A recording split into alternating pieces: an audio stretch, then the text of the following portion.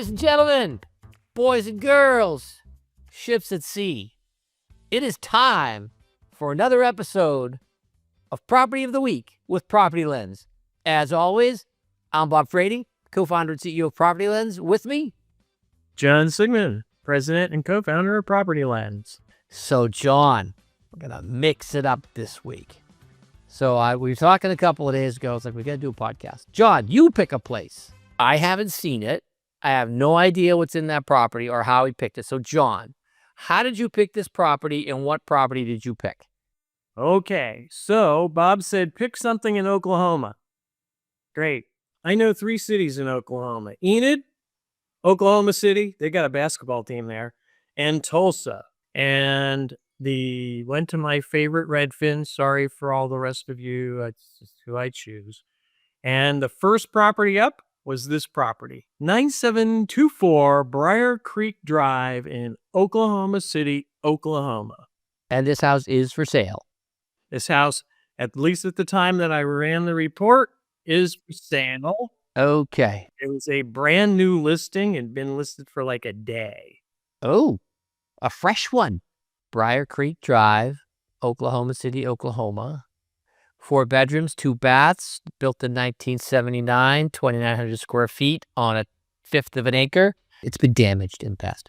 The question is, who hurts you, Oklahoma City? Who hurts you in Oklahoma City? Well, you know, tornadoes and hail primarily. There you go.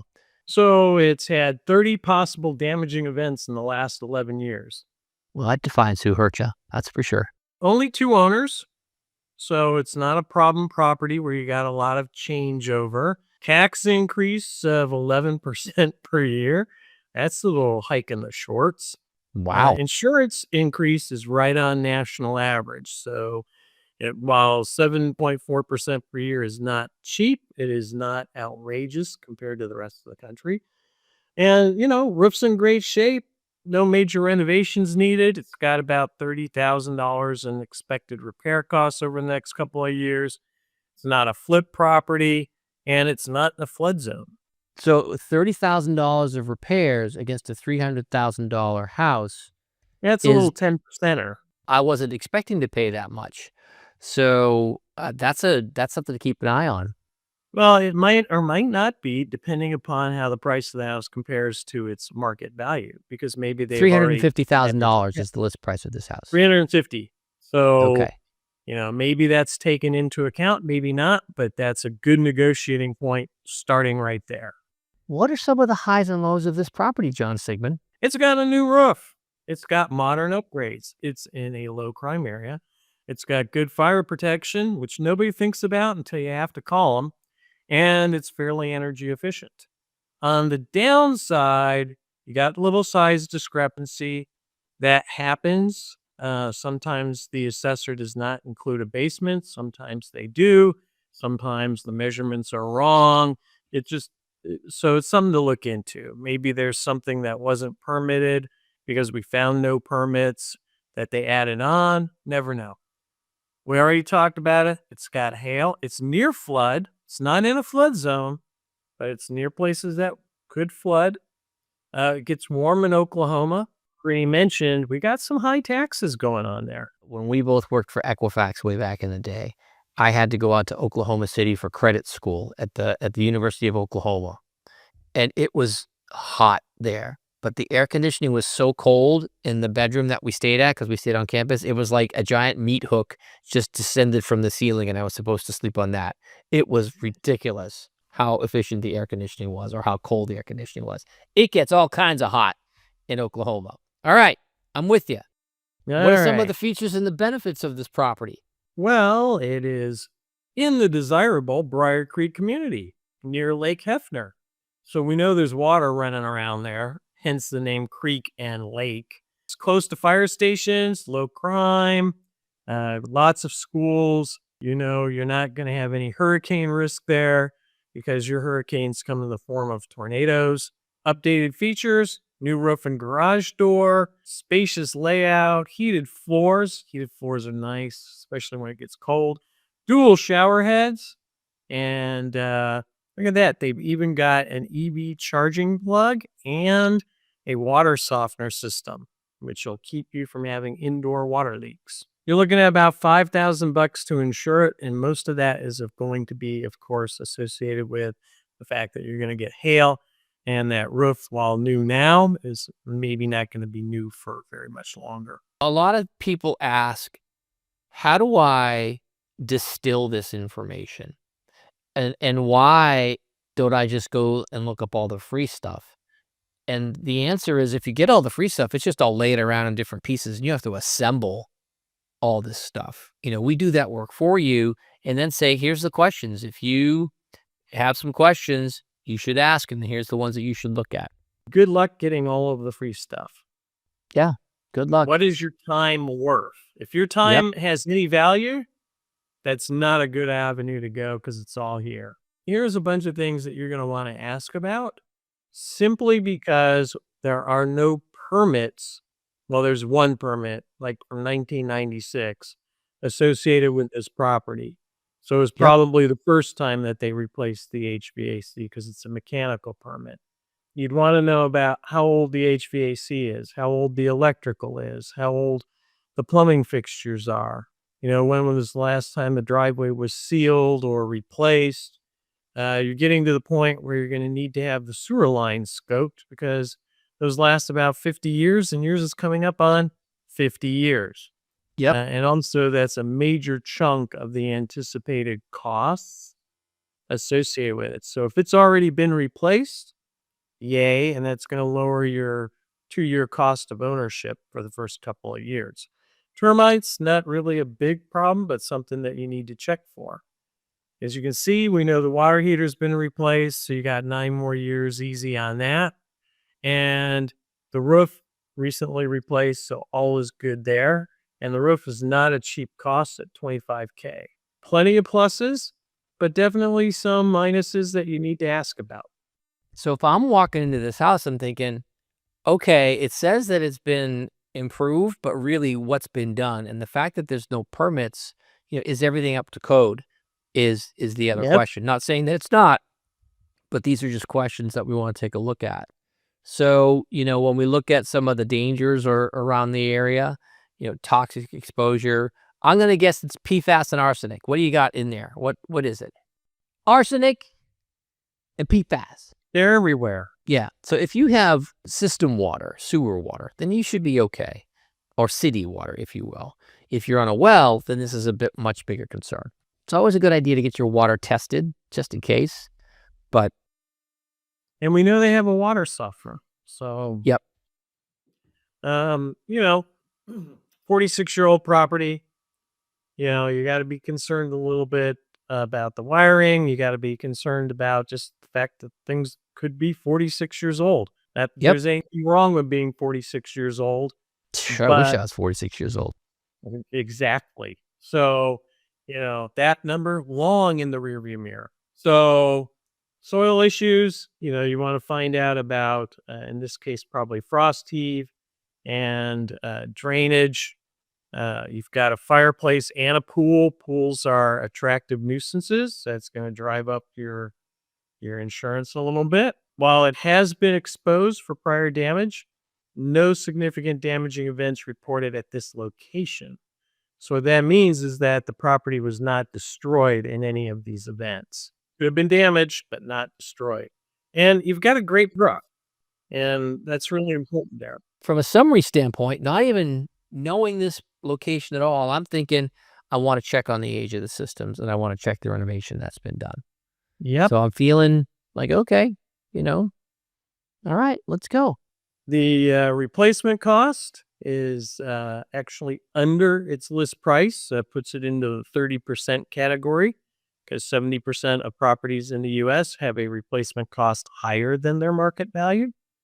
So that's all good there. So if you insure it for what you buy it for, you're going to be covered.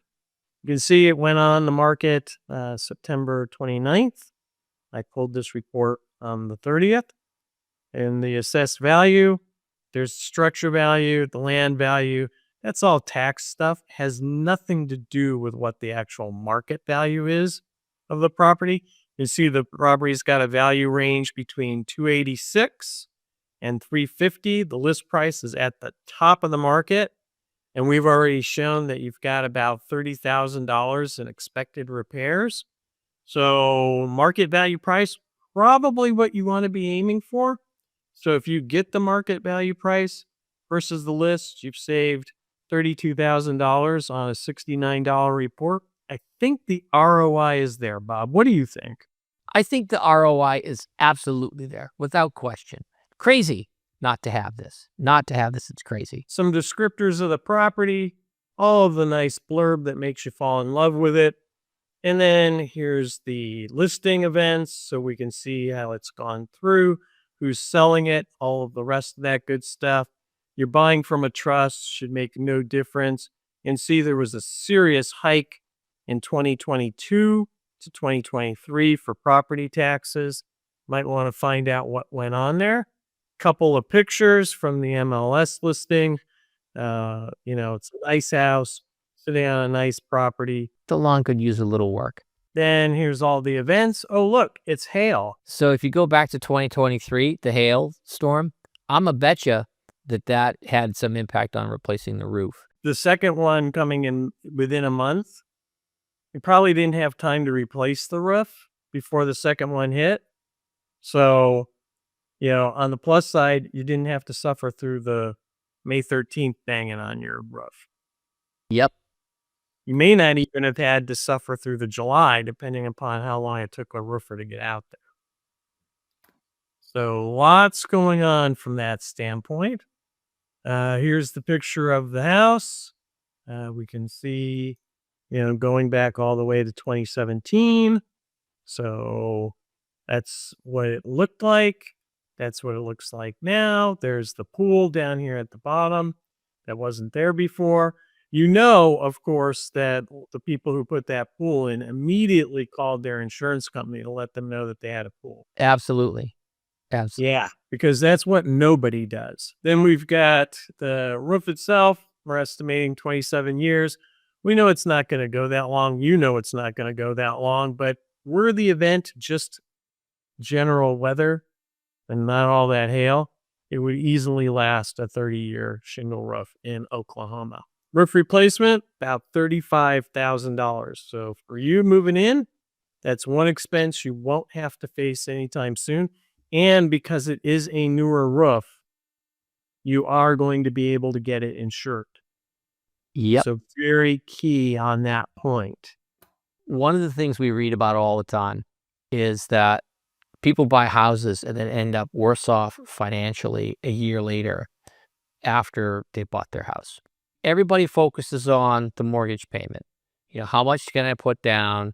So, for example, this house, if you put 20% down, the mortgage amount would be $280,000. That's a monthly mortgage payment of about $2,300, give or take, including some of your taxes and all that stuff.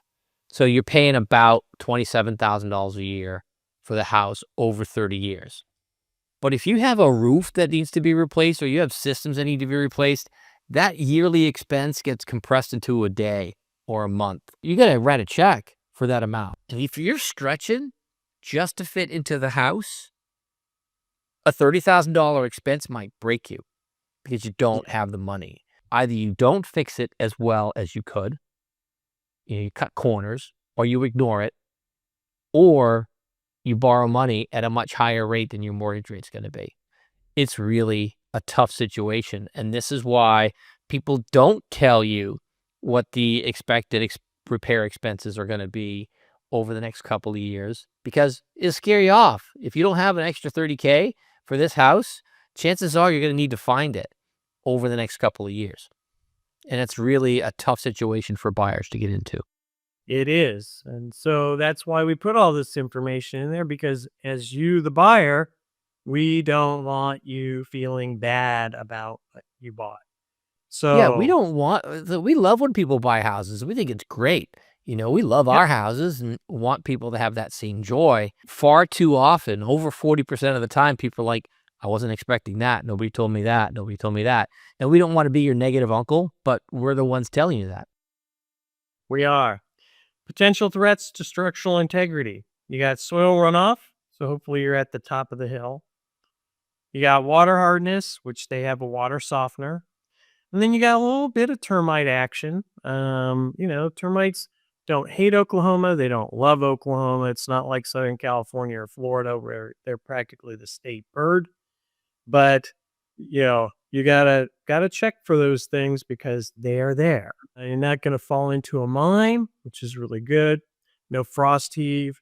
But you can see known modifications like none, none, none, none, none, none, none. And then there's the one known permit for mechanical issued way back in 1996, which, given that some developer probably built this house 17 years later, you got to be thinking that's a furnace or an AC unit. So it's really odd when we have a situation like this, where we have a permit from the 90s and then don't have another permit. Yep. And that's an immediate yellow flag on this house. It's not a red flag, it's a yellow flag to say, was the work that you did permitted? Was it required to be permitted? And was it done properly? Those are the three questions that would pop up right away. And these are the questions that you want to ask. And if we scroll up just a little bit there, John, we can see whether it's required. You look at it and you see HVAC installations, a new unit for an old unit. That's a yellow flag for me. Then we get into flood risk assessment. So you're not in a 100-year, you're not in a 500-year, but we see some riverine flooding. Remember, the name is Creek and it's near a lake. Yeah, you're on Briar Creek Drive. The only thing more telling would be to be on Water Street. Be on Water Street and living in Briar Valley. Or Flood Zone Boulevard. That's the biggest giveaway, but you won't find that often. But Briar Creek Drive, there is some risk of flood here. Now, it's not in a 100-year flood zone, nor a 500-year flood zone. But we've seen such unusual amounts of rain. You can see the flood zone is right across the street. So You want to be cautious. It's one of those things where you don't have to get it. But if your property floods, it's not covered. And so you might want to get it because it should be pretty cheap. Should be pretty cheap. And if something bad happens, as we know from our friends who've not been in flood zones, we told them to go get flood insurance. They did get flooded, and they always thank us for telling them to go get flood insurance. You can see this little tributary thing here down right there. That is part of the lake. So when you zoom out, which we can't do on the report, you would actually see that that's tied to the lake. So you get a lot of water going and the lake can't hold it. Guess where it's got to go? Through your neighbors and across the street to you. If you scroll up to that map again, John, you can see that shading means it's a regulatory floodway, which means exactly what you said. When the main body of water can't handle it, they dump it over here. And if it dumps too much, it's going to flood. Yep. They always say it's controlled, and it is, but when it gets out of control, that's when you have your problem. I happen to live right next to a regulatory floodway, and it gets gnarly sometimes. It's when water's got to go somewhere. Fortunately, you have the kayak, so you'll be able to paddle away. If you watch my house float away. All right, what do we know? We know hail and heat waves. You do get some ice storms there because it's a more temperate type of climate. Tornadoes, it's Oklahoma. Come on, had Dorothy not lived in Kansas, she would have lived in Oklahoma. And then winter weather, yeah, you get it. You're not going to have an avalanche. You're not going to have a tsunami. You're not going to have a wildfire. All sorts of good things not to have. Oklahoma does have wildfire risk, just not at that location. Does, but not in this neighborhood. Larceny, murder, everybody freaks out overseas. Stop freaking out. The U.S. is a relatively safe country. So C is okay. Which, hey, since we're in Oklahoma, Oklahoma's okay too. Proximity to registered sex offenders. There are 3 within a half a mile. They're sort of on the other side of the lake. So you can see here is the lake. This is that piece that was coming down behind the houses right there. And then a big, big, big body of water hanging out over here. So a lot of proximity. There's what they did. We don't know what they did. It's like got to be the most benign thing because it's not rape, sexual battery, or involving children. That's all we know. You're not taking the bus here. Oklahoma City's not all that great for disaster resilience. It's not surprising. Lots of places aren't that great. You're not really walking anywhere. You know, you might walk around the neighborhood, but it's not like you're walking to restaurants and stuff like that. And it's very quiet. No airport noise, no rail noise, no road noise. Sounds like a nice place. It is. Ah, there it is, Lake Hefner. That's the big body of water. So lots of points of interest within 5 miles, childcare centers, public schools, the things that, you're moving into a neighborhood. You've probably driven around a little bit. You may have seen a lot of these things. You might want to know where they are in relation to the house. So all is good there. Toxic exposure, really no radon. You got a little bit of mold risk. You got some PFAs, as we've already talked about. There's the proximity to contaminated sites. They are around. Nearest thing is an electric transmission line. If you're worried about EMFs, you can stop worrying, at least at this house, because it's basically a 250-foot arc they have to be concerned about, and a quarter mile is greater than that. Underground storage tanks, 1,000 feet is the limit. You're past all of that. Pipelines, should they have problems, they're all past the distance. Really, from an overall hazard exposure, yeah, they're there, but they're all pretty far away, given the risk of the Somebody's hazard. cooking up some drugs about 1.5 miles away. Well, So they're probably all in the same neighborhood too. they had a coffee clutch and decided to cook up some meth. So, there it is.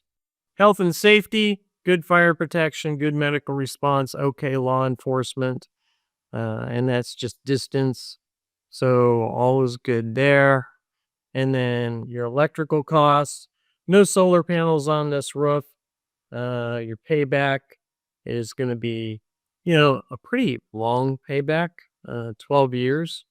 So maybe yes, maybe no. And then insuring the property, anywhere between a couple thousand and 10,000, depending upon who's carrying your insurance. And that's all due to having to replace the roof. So you want to get your premium down, you're probably going to have to up your deductible. And if you're in the position to do so, maybe not the worst thing to do. You can get a quote, and then we close with the timeline. There's the current listing, $3,350. There's the roof condition picture, damage assessments of events, more pictures. Last time it was listed, going back in the time, here we go. So 3 years ago, there was a deed change, and they sold it. They sold it at 318, so they're looking to gain about 10% over the 3 years. We know that they did put on a new roof and new water heaters. I don't know that equates to a 32,000 gain, because I think that the market value was right at 318. Maybe they get out of the house and they've sort of lived there for free for 3 years. All in all, Bob, what are you thinking? What's your top 3? So if I were looking at 9724 Briar Creek Drive in Oklahoma City, here are the 3 things I'd be looking at. Number 1, how old are the systems in the house? We've got some indeterminate ages on them that look like they're going to be needing to be replaced. That's where I would focus my realtor, asking, when is the last time this was fixed? When is the last time this was fixed? Have there been any issues with these systems? So number 1, age and condition of the systems that haven't been improved. Number 2, I would ask around the neighborhood, or ask the realtor, has this neighborhood ever flooded? Have we ever had any issues with flood in this location during the bad storm of this year or that year? Has there been anything bad that's happened? And then number 3, I would ask if there is a roof warranty on this house, because it has been recently replaced. And is that warranty transferable to the new owner? Generally, you can do a one-time if it's within 5 years. The reason for doing that is because it's a high hail area. Chances are you're going to be replacing the roof again at some point. and what's going to be the impact to your pocketbook of that. But the fourth thing I would do, 3A, if you would, I would get an insurance quote before making an offer on the house, because the range is so high in terms of the potential cost between $2,900 and $10,000. It's a huge range. So you want to make sure is it going to be $200 a month, or is it going to be $1,000 a month, or $800 a month? You need to figure that out. And so that's what I would be looking at for this location. John, if you were looking at buying this house, what are the top 3 things that you would be looking for? Well, in addition to what you mentioned, the first question I have is, where's the permits? Right? This house is 46 years old. Young by our standards, but old by a lot of other people's standards. They've got grudges 46 years old. Yeah, exactly. There are people on our still we hate them list.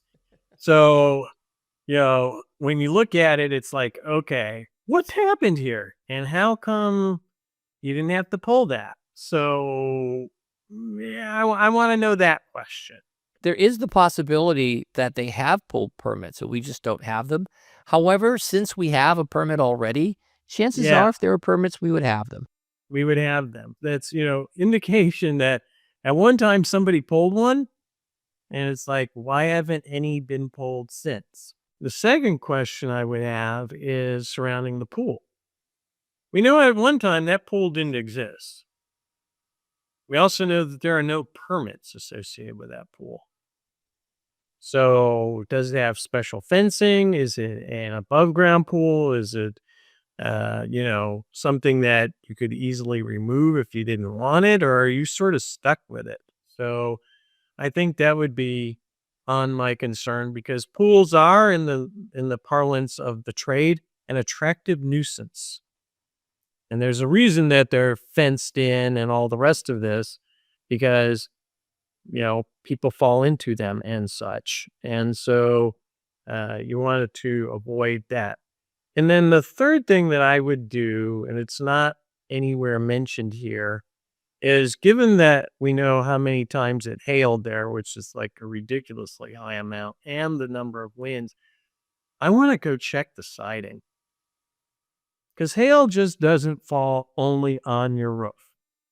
Yep. Now, it is not a solo straight down event. It comes in at an angle typically. And that means it's hitting the side of the house, it's hitting windows, it's hitting sills, it's hitting lots of other things. And if you had hail the size that 70% probability that you had to replace the roof, you probably got some shingle damage and siding damage somewhere around the house. Now, maybe it's all brick all the way around, and brick does a pretty good job of standing up to it. But if you've got aluminum or vinyl siding, you've got, potential for leaks and other things that you don't want to deal with. And so I would definitely be taking a jaundiced eye, so to speak, as I walked around the property, looking for dents and dings and things that most people may ignore. It's interesting. People tell us all the time, I don't want to pay this money on a house. 10% of the list price of this house should be attributed for unexpected expenses. That's a lot. When you're paying That's this a much lot. money for a house, chances are you're stretching to make it and you don't have a big pile of cash. Invest the $70 up front to say, I'm walking in here knowing what I need to know, and making sure that those questions are answered, and giving myself peace of mind so that these surprise expenses don't happen. And if they do happen, they're not a surprise expense. They're an expected expense Well, that you if can you've budget got for. a buyer's agent, your buyer's agent should be buying this report for you. But if you're one of the 10% that are now self-representing in a property transaction, you have to have the report. You would think that your real estate agent will pull it for you. They might not. A good one would, or a good one would at least say you should go get this report because of the crime data. They might not be able to use it themselves. But if I'm an investor, I'm pulling something like this. I'm using research to figure out how can I get a better price for this house to make the numbers work. So it is not an expensive house as compared to coastal California. But for somebody, this is a very expensive house. Protect that investment by understanding up front, hey, I got to keep my eye on this stuff. Yep. That's all we got to say, I think, about this house. Well, good luck to the people who buy it. It looks lovely. There's some things to be concerned about, but overall, it looks lovely. And it was born in 1979, which was an excellent year. I think I was in 8th grade that year. Is that right? No, wait, I was in high school Grade, that you year. were 17 in 8th grade. That is probably right for you. I was in high school. I think it's the math to John. So, yeah, I was in high school that year. So, Yeah, you're maybe going to it wasn't such a graduate great the year. next year as a senior. You were a junior. Yeah. All right. So, listen, if you're buying a property, do yourself a favor before you make an offer, understand what you're walking into and get a PropertyLens report. Oh, yeah, and click the subscribe button as well. So, for this week's episode of Property of the Week from PropertyLens, I'm Bob Frady. I'm John Siegman. We'll see you next time.